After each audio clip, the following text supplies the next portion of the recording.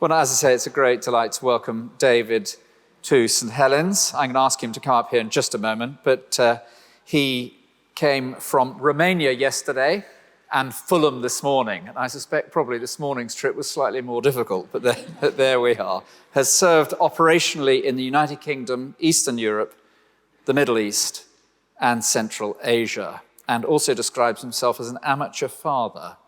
Come and join me, David, for a moment. David, it'd just be nice to get to know you before you speak to us in a few minutes' time. Just tell us a little bit about what drew you into serving in the army in the first place.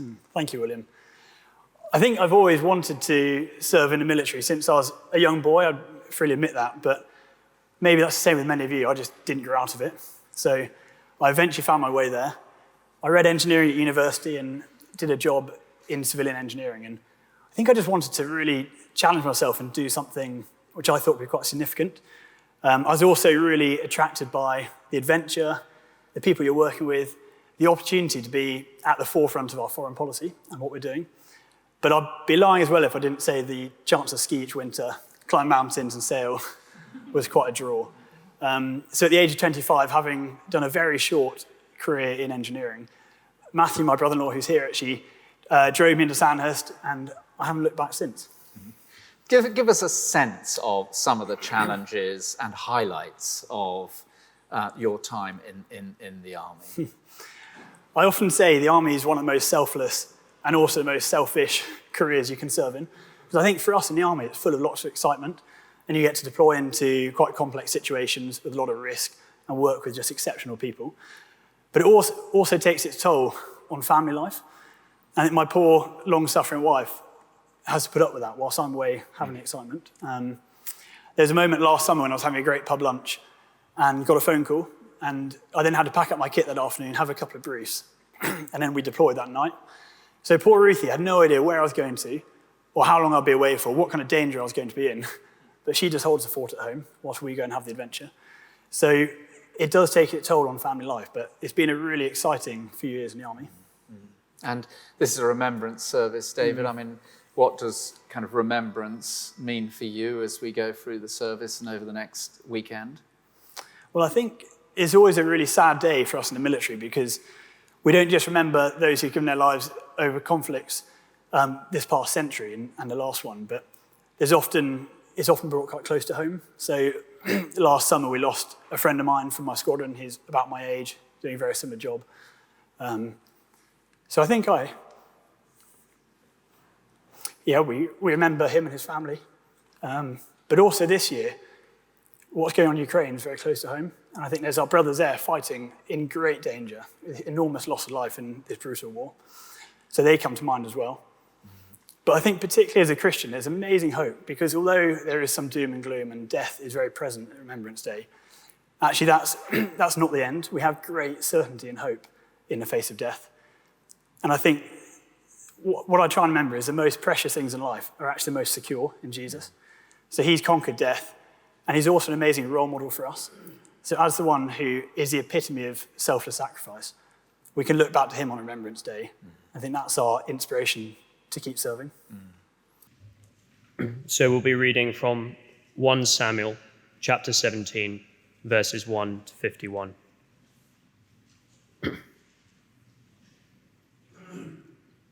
Now, the Philistines gathered their forces for war and assembled at Succoth in Judah.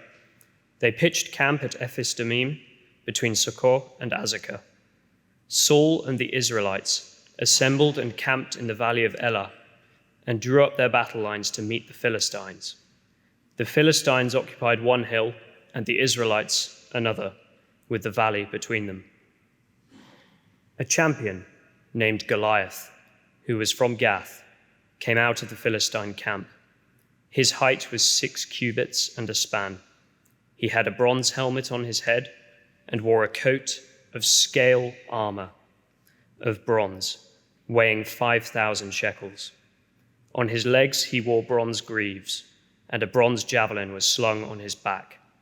His spear shaft was like a weaver's rod, and its iron point weighed 600 shekels. His shield bearer went ahead of him. Goliath stood and shouted to the ranks of Israel, "Why do you come out and line up for battle? Am I not a Philistine, and are you not the servants of Saul? Choose a man and let him come down to me. If he is able to fight and kill me, we will become your subjects. But if I overcome him and kill him, you will become our subjects and serve us." Then the Philistines said, "This day I defy the armies of Israel. Give me a man and let us fight each other." On hearing the Philistines' words, Saul and all the Israelites were dismayed and terrified. We're now going to skip ahead to verse 26. David asked the men standing near him, "What will be done for the man who kills this Philistine and removes this disgrace from Israel? Who is this uncircumcised Philistine that he should defy the armies of the living God?" We now jump to verse 32. David said to Saul, "Let no one lose heart on account of this Philistine.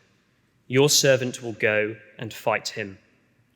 Saul replied, "You are not able to go out against this Philistine and fight him. You are only a young man, but he has been a warrior from his youth." But David said to Saul, "Your servant has been keeping his father's sheep. When a lion or a bear came and carried off a sheep from the flock, I went after it, struck it, and rescued the sheep from its mouth. When it turned on me, I seized it by its hair, struck it, and killed it.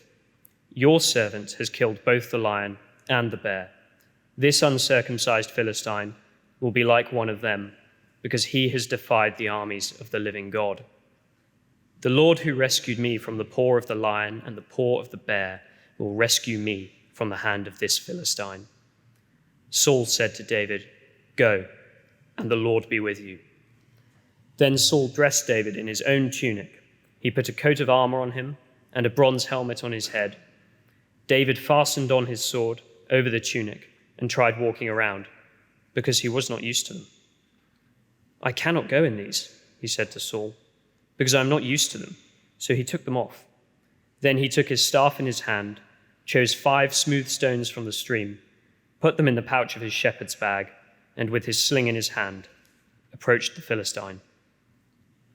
Meanwhile, the Philistine with his shield-bearer in front of him kept coming closer to David.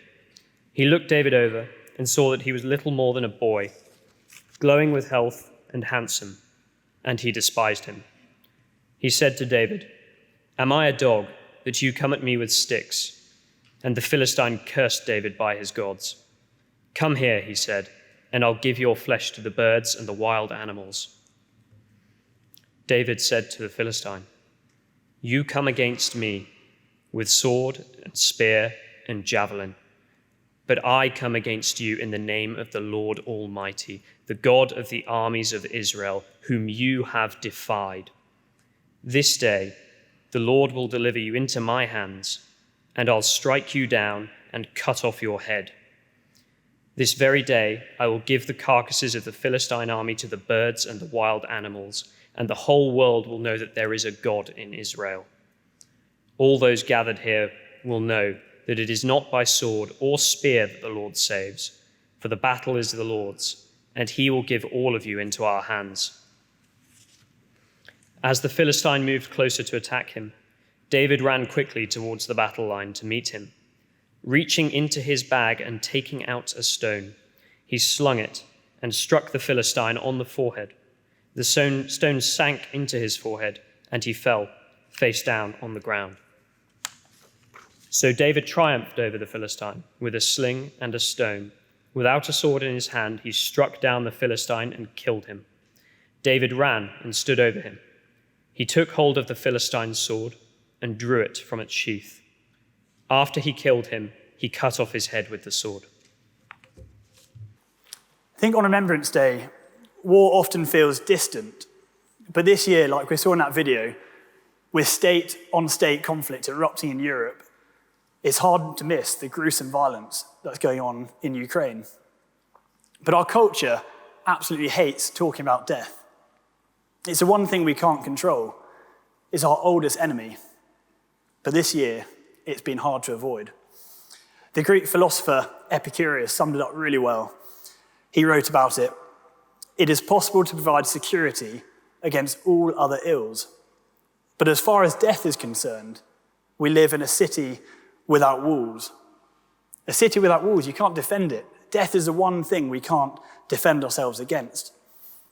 And the graphic images of the destruction in Ukraine, which are piped into our phone every day, have underlined this.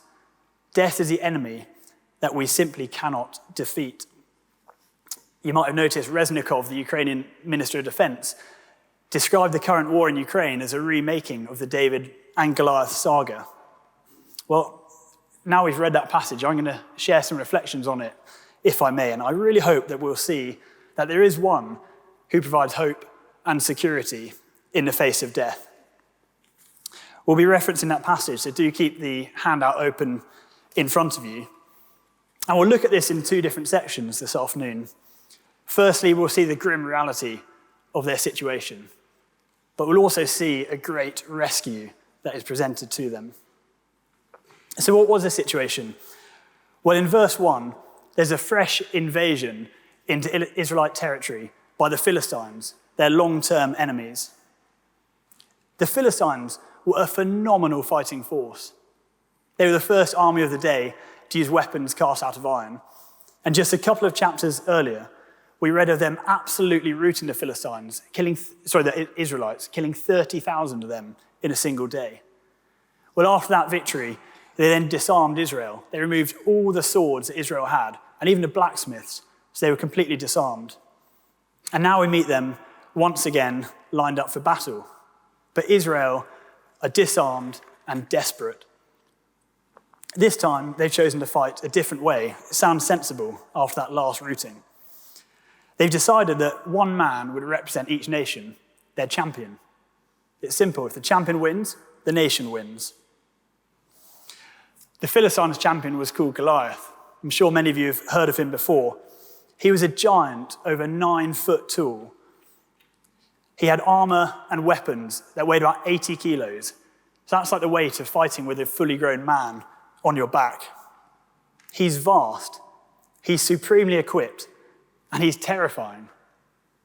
He's the ultimate fighting force of the day. But Goliath represents more than just a supreme military challenge. He's certainly not normal, is he? He's almost supernatural. And there's something snake-like about him too. The writer pays uncharacteristic attention to what he's wearing, his scale armor. Do you notice that in verse 5? Have a look down. He's dressed from head to toe in scale armor. He's wearing scales. He's literally a snake. And Goliath is supposed to remind us of the serpent from the Garden of Eden, the devil whose temptations brought sin and death into the world. In verse 9, we then hear Goliath shouting taunts and threats at God's people, promising slavery and death for them.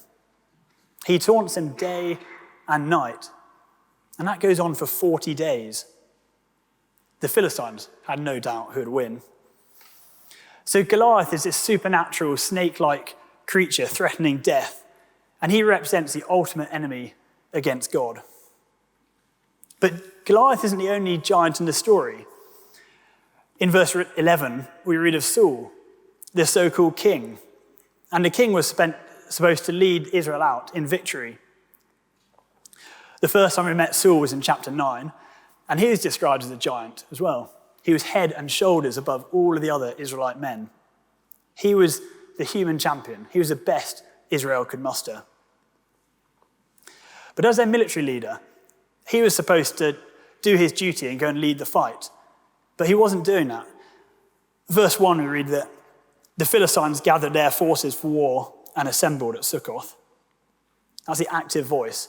But then it turns to the passive voice in verse 2.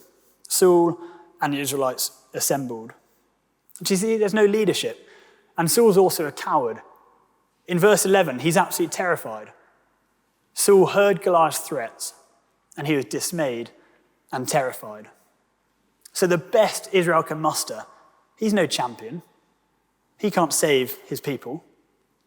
So it's no surprise, in verse 11, the people are also terrified. Not even their giant, the king, could fight Goliath. So it's a grim reality for Israel. They're utterly hopeless in the face of death. I remember a time last year when I was leading a patrol and we were completely overmatched. We're isolated. We're over 250 kilometers from the nearest NATO reinforcements. I had no quick reaction force to come and fish us out.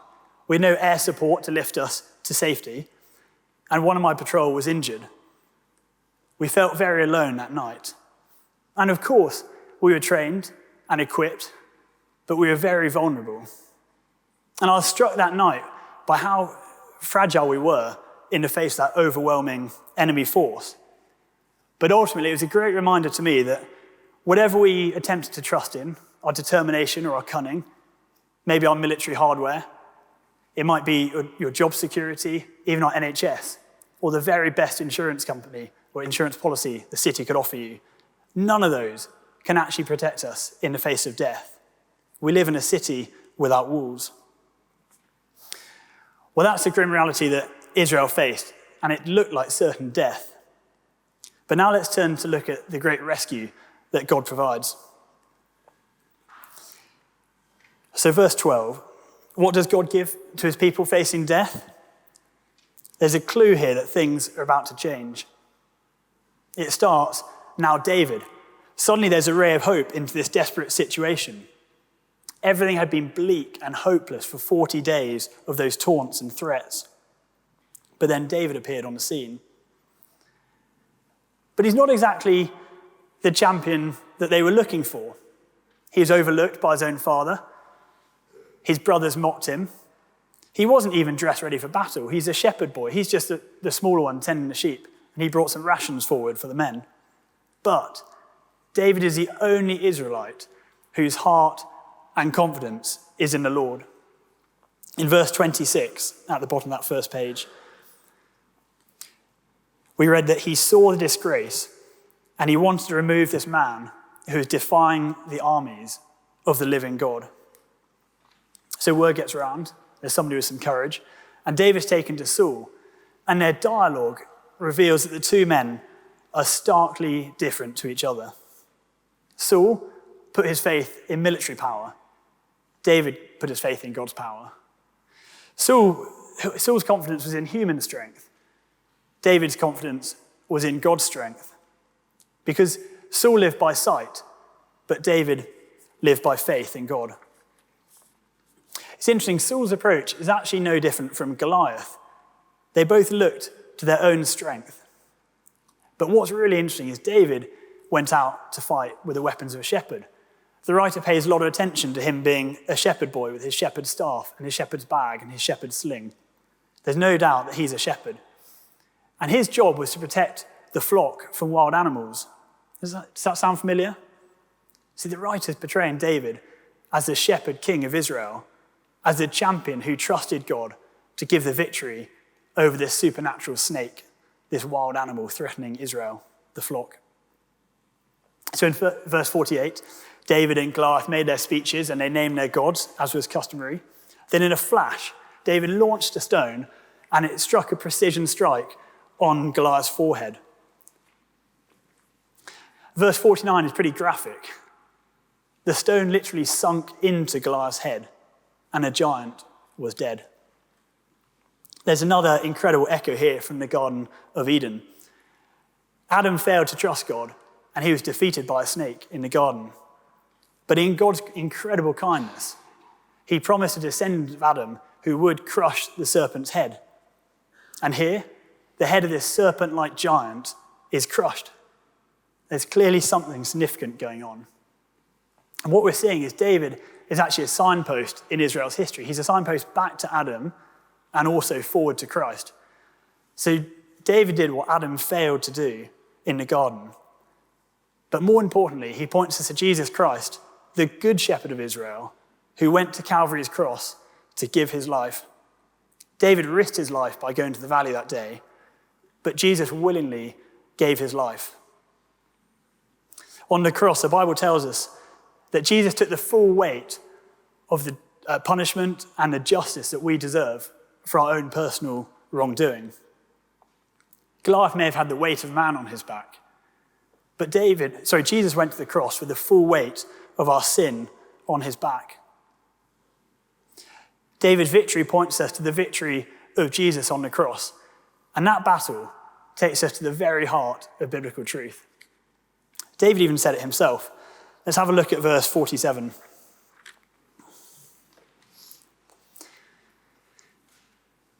It's not by sword or spear that the Lord saves, for the battle is the Lord's. Verse 47 is actually the motto of the entire Bible. It's the Lord who saves, not us, not our confidence or our strength. Personally speaking, there have been many times in my career where I've been exceptionally grateful for serving alongside loyal and incredibly professional colleagues in the face of danger.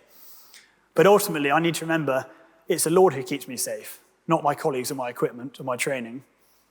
The first time that really came to mind was actually the first time I really faced fear as an adult in the military. We're in Kabul, in Afghanistan, in a helicopter at night, flying over the city. And there's an exciting experience with the noise and the jet fumes and everything going on around you on the radio. But suddenly the sky lit up, and all the defensive flares, the decoy flares to confuse the enemy fire, lit up the night sky around us. And it's terrifying. We're just sitting ducks in the sky. There's nothing we could do in the back of the helicopter. But I could pray. And in that moment, I could remember that it's actually God keeping me safe, not the helicopter or the flares. And I felt a real sense of peace. And it's great to remember that actually it's the Lord who keeps us safe, and it's the Lord who saves. I'll never forget that. But let me end with a question, if I may. Where do you place yourself in this battle? It's interesting that there's no middle ground. There's no tiered seating for spectators to watch in comfort. There's no VIP box for the rich and famous who made their own way through great careers or their hard work. Let's not miss the simplicity of this narrative, because there are two very clear sides in this battle, and it's a grim reality for one, and it's a great rescue for the other. Because this battle is a picture of the final day of judgment that the Bible tells us is coming. God is patient, and he delayed his judgment on the Philistines for those 40 days of issuing their threats. But there was a point when justice came, and everything they had built their life upon was rendered useless. At Her Majesty's funeral, the Archbishop of Canterbury declared that all of us will face the judgment of God, and yet all of us can be rescued through faith in the Saviour. That Saviour for Israel was David that day, but for us, it's Jesus Christ. And the only way to be rescued from death is through trusting in Jesus. So which side are you on? Are you in the Philistine camp of self-reliance and strength and achievements? Well, friends, when God's judgment falls, those are useless. Or are you on David's side? You might face mockery and appear weak, but ultimately, we share in God's glorious victory through the cross. Well, as there are just two sides in this battle, there's actually only two types of people in the world. Just like the Philistines, many defy and ignore God's king, or others, like David, humbly submit to God and bow their knees before him. Well, today, as we remember those who've given their lives for our freedom, let's also remember Christ, our champion, who defeated death by laying down his life to share his victory with all of us who trust in him. Amen.